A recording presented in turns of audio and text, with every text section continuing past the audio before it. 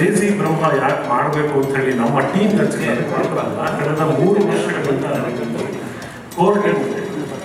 ಏನಕ್ಕೆ ಅನಿಸ್ತು ಅಂತಂದ್ರೆ ಈ 10-15 ವರ್ಷದಿಂದ ಸ್ವಲ್ಪ ಗ್ಯಾಪ್ ಆಗ್ಬಿಟ್ಟಿತ್ತು ನಿಮ್ಗೆ ಜೋಡಿ ದಾಟಿದ ಮೇಲೆ.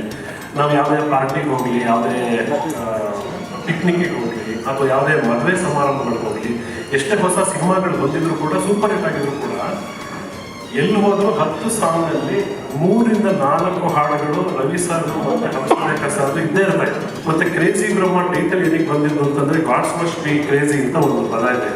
ಯಾವಾಗ ಭಗವಂತನ ತಲೆ ಕೆಡುತ್ತೆ ಅವನು ಈ ಯೂನಿವರ್ಸ್ ಸೃಷ್ಟಿ ಮಾಡ್ದ ಅಂತೇಳಿ, ಆ ಸಂದರ್ಭದಲ್ಲಿ ಬಹುಶಃ ಇವರು ಸೃಷ್ಟಿ ಮಾಡ್ದ ಅಂತೇಳಿ. ಯಾಕೆಂದ್ರೆ ಇವ್ರಿಗಿರೋ ಕ್ರೇಜಿ ಐಡಿಯಾಗಳು ಬಹುಶಃ ನಾವು ಆಲೋಚನೆಗೆ ನಿಲ್ಕೊಂಡು ಮತ್ತು ಅದನ್ನ ತೆರೆ ಮೇಲೆ ತರೋದು ಮತ್ತು ಅಕ್ಷರಗಳಲ್ಲಿ ಮೂಡಿಸೋದಿದೆಯಲ್ಲ, ಅದು ಬಹಳ ಕಷ್ಟ. ಆಮೇಲೆ ಇನ್ನೊಂದು ಬಹುಶಃ ಹೇಳಲೇಬೇಕು, 90ರ ದಶಕದಲ್ಲಿ ಜನಸಂಖ್ಯೆ ಕರ್ನಾಟಕದಲ್ಲಿ ಜಾಸ್ತಿ ಆಗಿದ್ರೆ ಇವರಿಬ್ಬರಿಂದಲೇ ಆಗಿರೋದು ಅಲ್ಲ. ಅದಕ್ಕೆ ಕಾರಣ ಇದೆ. ಯಾರು ಪ್ರೀತಿ ಪ್ರೇಮ ಮಾಡಬಾರ್ದು ಅಂದ್ಕೊಂಡಿದ್ರು ಒಂದು ಸಿನಿಮಾಗೆ ಹೋಗಿ ಬಂದರೆ ಎಲ್ಲರೂ ಬಿಡಿಗೋಡೆ ಶುರು ಮಾಡೋದು, ಆಯ್ತಾ? ಇದು ಒಂದು.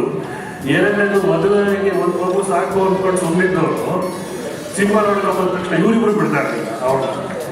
ಇದು ನೆಕ್ಸ್ಟ್ ಸ್ಟೆಪ್ ಏನಂತಂದರೆ, ಮದುವೆ ಆಯಿತು, ಮಕ್ಕಳಾಯಿತು, ವೈರಾಗ್ಯ ಆಯಿತು, ಡೈವರ್ಸ್ ಹೋಗ್ತೀವಿ ಅಂತಂದರೆ ಅಲ್ಲೂ ಬಿಡೋಲ್ಲ. ಮನೆ ದೇವರು ತಪ್ಪಾಯಿತು ಒಪ್ಕೊಳ್ತೀವಿ, ಹೋಗ್ತಾರೆ. ಮೇ 30 ಐ ಥಿಂಕ್ ಒಂದು ಇತಿಹಾಸ ಸೃಷ್ಟಿ ಮಾಡಿದ್ದಾರೆ. ಇವು ಇಟ್ಕೊಂಡು ನಾವೊಂದು ಹೊಸ ಇತಿಹಾಸ ಸೃಷ್ಟಿ ಮಾಡಬೇಕು ಅಂತ ನಾವು ಅಂದ್ಕೊಂಡಿದ್ವಿ. ಅವ್ರ ಬ್ಲೆಸ್ಸಿಂಗ್ಸ್ ಇದೆ, ನಿಮ್ಮ ಬ್ಲೆಸ್ಸಿಂಗ್ಸ್ ಬೇಕು.